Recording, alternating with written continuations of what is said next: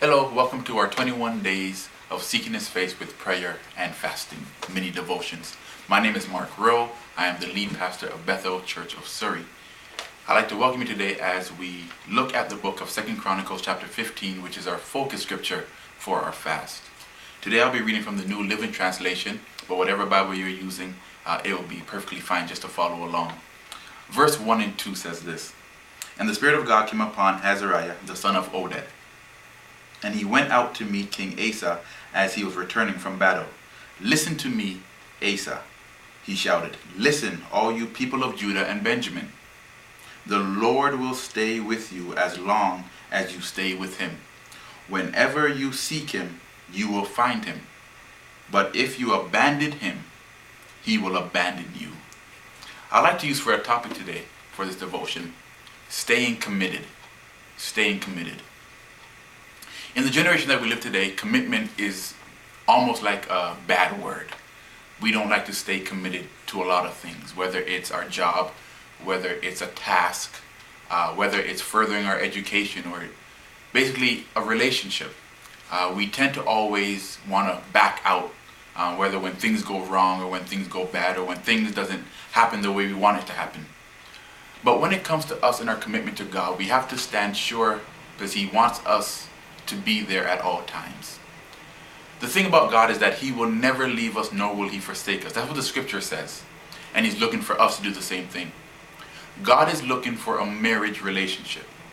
A marriage relationship means no matter what happens, no matter what goes on, you're always going to stick it through. You're always going to go with the seasons, and you're always going to fight when you need to fight, and you're going to stand where you need to stand. God is faithful no matter what it is that we go through, and we thank Him for that. The fact that we could fall so many times and He still loves us. The fact that we could mess up and He still catches us. He remains faithful no matter what, but He's looking for us, His children, to remain faithful to Him. If I could say in such a respectful manner, God is not looking for a one-night stand. He's looking for people that will dedicate their lives to Him so that He can use them in any way possible. A committed person to God is one of the greatest instruments God can use on the earth. So even as we are seeking God's face and we're asking God to reveal Himself to us, He is turning around and asking us, are you committed to me? Are you willing to go the extra mile for me? Are you willing to do things that other people won't do?